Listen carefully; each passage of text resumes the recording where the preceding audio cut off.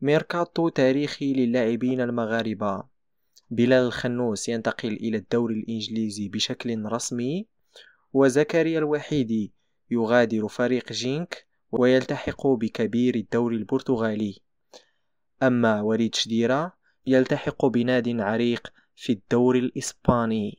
ولكن قبل البدء والدخول في التفاصيل، إذا أحببتم ميركاتو اللاعبين المغاربة هذا الموسم، قوموا بالضغط على زر اللايك واشتركوا في القناة وفعلوا جرس الإشعارات ليصلكم كل جديد.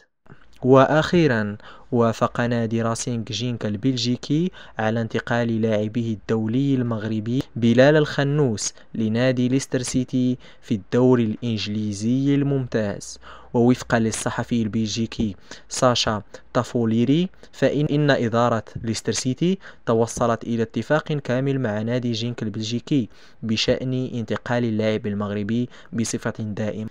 ومن المنتظر أن يكلف هذا الانتقال خزائن ليستر سيتي مبلغ 20.5 مليون يورو، بالإضافة إلى 2.5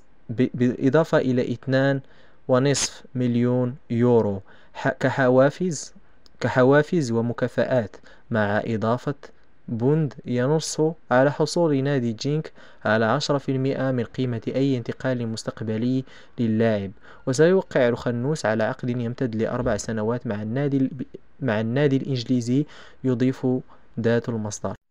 أما بالنسبة للاعب المغربي الآخر وليد شدير، فقد أعلن نادي إسبانيول العائد هذا الموسم للا ليغا اليوم الثلاثاء التعاقد مع المهاجم الدولي المغربي وليد شدير لمدة موسم على سبيل الإعارة قادما من نابولي.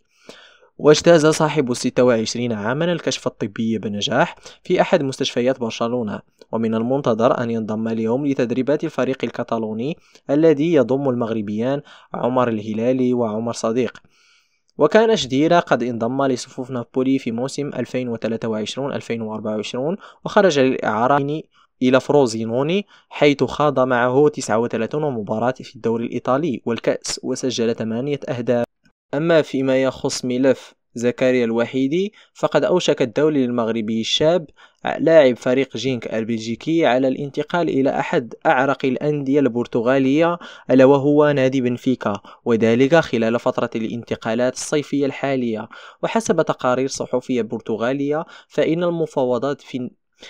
المفاوضات بين الناديين تسير على قدم وساق، حيث أبدى نادي جينك موافقته المبدئية على انتقال لاعبه الواعد إلى الدوري البرتغالي. ولم يتم حسم كافة التفاصيل المتعلقة بالصفقة بعد، إلا أن هناك تفاؤل كبير بإتمامها في الأيام القليلة المقبلة قبل إغلاق سوق الانتقال. وكانت إدارة بنفيكا قد أبدت اهتماما كبيرا بضم زكريا الوحيدي، خاصة بعد المستويات المميزة التي قدمها مع المنتخب المغربي في أولمبياد باريس 2024.